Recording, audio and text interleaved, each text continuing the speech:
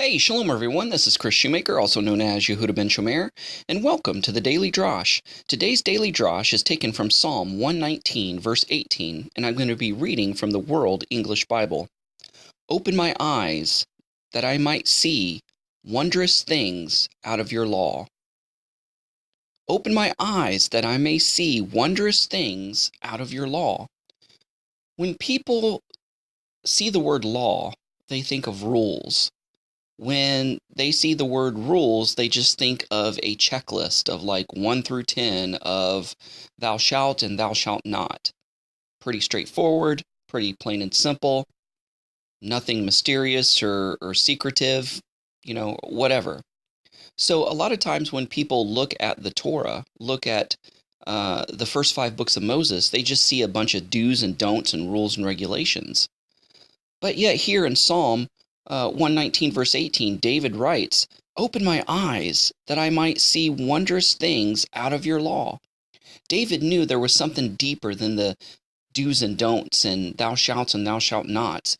He knew that there was something that lay beyond the surface of the obvious, that there was some hidden gem in the laws of God. And it's true. There's a lot of different laws, and some of these laws in the Hebrew are called chukim. Chukim means it's a law without a logical explanation. A lot of laws, we kind of have a logical, reasonable explanation. Oh, okay, well, God says not to do this because XYZ.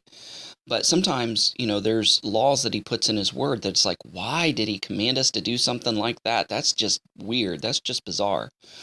And so the meaning and the purposes of God's laws has been lost throughout time because people said, well, it doesn't make sense, I'm not going to do it because I don't understand it, I'm not going to obey it. And as a result, a lot of bad things happen.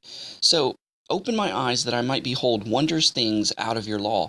God in his foreknowledge knew what's good for us, what's bad for us, what is necessary for us to live. And if it was just left to our own devices, we would just do whatever we want and we would get sick and die. Before the invention of indoor plumbing, God commanded his people. He says, whenever you have to go to the bathroom, take a shovel, go outside of the camp. In other words, go outside of the community. Don't do it in the camp. Don't do it in public. Go outside, dig a hole, do your business, cover it up. And why? That just seems weird. That seems bizarre. Why do that? Well, there's no logical explanation why to do that. But scientifically, we know that, if we live amongst human waste, defecation, feces and urination, that it causes plagues and diseases, because when we expel our waste, we expel a lot of bacteria and germs that are harmful and not good for us. That's one of the whole reasons why we go to the bathroom, is to get rid of bad things. And if we do it within the camp, then it can become contagious. We can get sick. We can get contaminated by little tiny microscopic bugs we can't see. And we see this happen in Europe when the people went away from the Word of God. They weren't allowed to even read the Word of God. They were ignorant of the Word of God. And so they just did their business in little pots in their homes, and in the morning they threw it out the window into the streets. And people got sick, and doctors, they would do an autopsy on a corpse and then directly go and take care of sick people in the hospital without washing their hands. And then all of a sudden, perfectly, healthy people or people that weren't that sick would often die. And they're like, wow, this is bizarre. This is mysterious. And then one doctor looked into it and said, there's a connection between, doing an autopsy and then taking care of sick people. So they started thinking, well, there's contaminants, contagions, diseases that come from these corpses that we're doing autopsies on and examining. And we're carrying them to, people that are well or barely sick people, and they're dying. And so we should wash our hands. And what does it say in the Torah? It says that after you come in contact with something dead, whether it be human or animal, that you have to wash yourself. And so the Torah has always told us, God's laws, God's instructions has always told us the good and right thing to do for our benefit, for our health. And yet when we ignore them and steer away from them, we cause death and disease.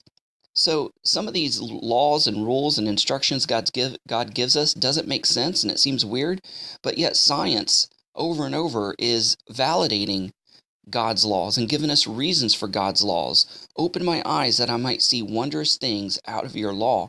There's something deeper behind this, just the thou shalt and thou shalt nots. So let's read God's law and say, God, what are you trying to say to me, and how can I apply this to my life? Because I know you want to do this for my betterment.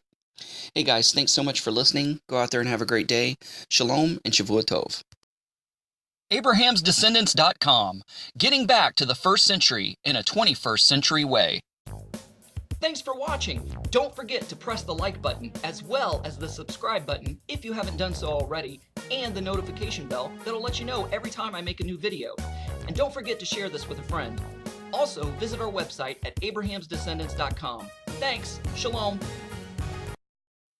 Thanks for watching. Stay connected by subscribing to our other social media accounts and visiting our website at Abraham'sDescendants.com.